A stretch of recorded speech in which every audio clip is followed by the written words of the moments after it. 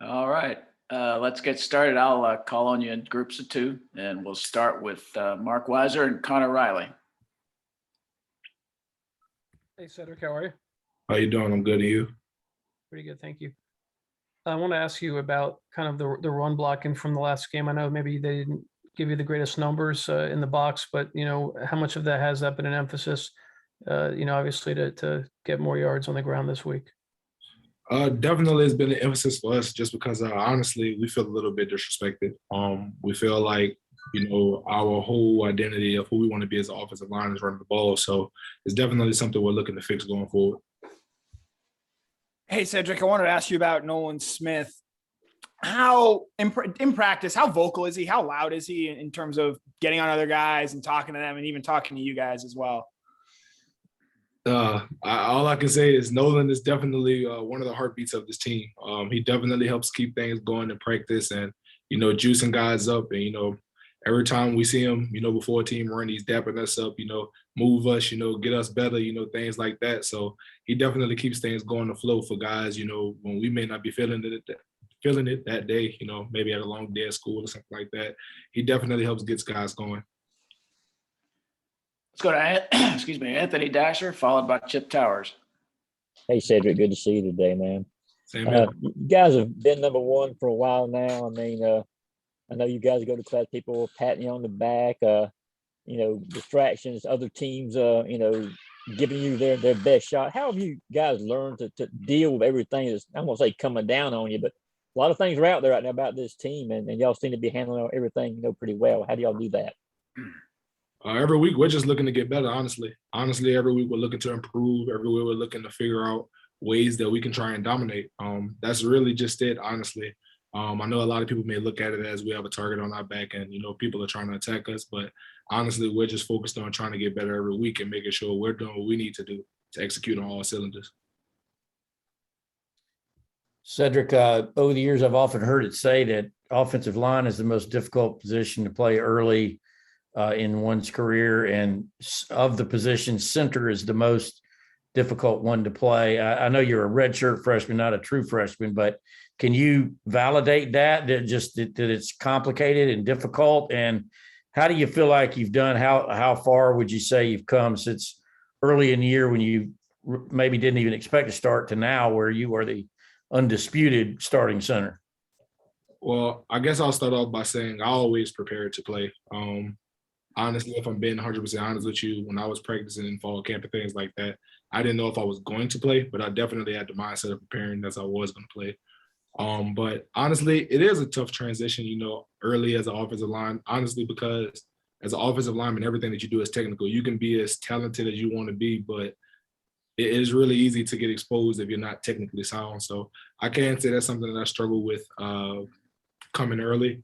But I do think I've made some strides, throughout the year, and I've made some things happen for myself where I've seen the level that I can play at consistently. Now it's just about, honing in on small little details and techniques so that I can be there all the time. Let's go to Palmer Tomes, followed by Jake Rowe. Sedrick, I noticed the cast on your hand. What's the situation there, and how is playing with that? I'm not sure what Coach Smart has told you guys, so I won't really say too much on that. But I can say it's something that I'm still learning to do. I'm much better with it now than what I was when I first started. So it's nothing to worry about. If I may follow up, how long have you been playing with it? If it's something that you've had to learn to play with? Since about Auburn, happened in the Auburn game.